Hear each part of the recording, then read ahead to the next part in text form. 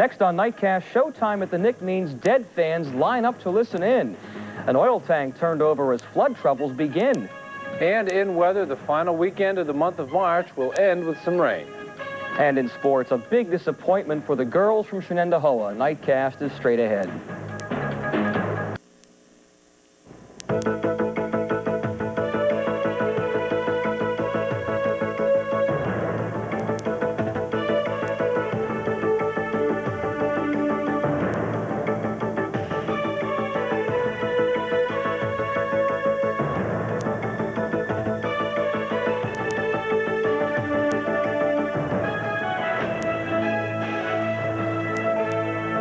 Now, Tom Schaad. Meteorologist Greg Playford. And John Spadafora, Sports. This is 10 Eyewitness News, Nightcast. A sea of people in downtown Albany as the first of 3 Grateful Dead concerts attracts people from all over. Good evening. We begin with a much-anticipated weekend with the Grateful Dead.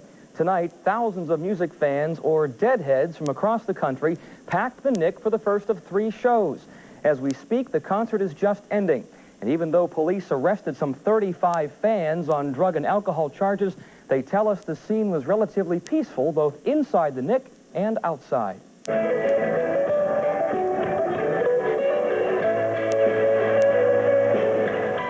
My 28th Dead show, and I'm really looking forward to being right on the floor up front with Jerry Garcia. Not everybody could get in to see Jerry Garcia and his veteran band from the age of 1960 psychedelia, but it didn't matter to the thousands who came in tie-dyed waved along South Pearl Street.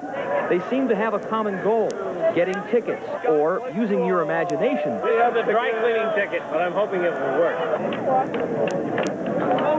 Some of these fans are tricky, but police agreed they were relatively peaceful. Officers blocked off South Pearl Street, turning it into a psychedelic sidewalk for the night, with most of the fans along just for the ride. I don't have a ticket. No, you don't? So what are you going to do? Just walk around. Hoping to find one? No. I know no one's going to give me one, so I don't care. The Grateful Dead plays the Nick tomorrow night and Monday night. Or from the rock scene in Albany to the political scene in Russia and Boris Yeltsin. He's still got his job, but are his days numbered? David Ensor takes a look. After another bruising day of political battles with his parliament, Boris Yeltsin needed to remind himself tonight that most of the people are with him. They shouted encouragement.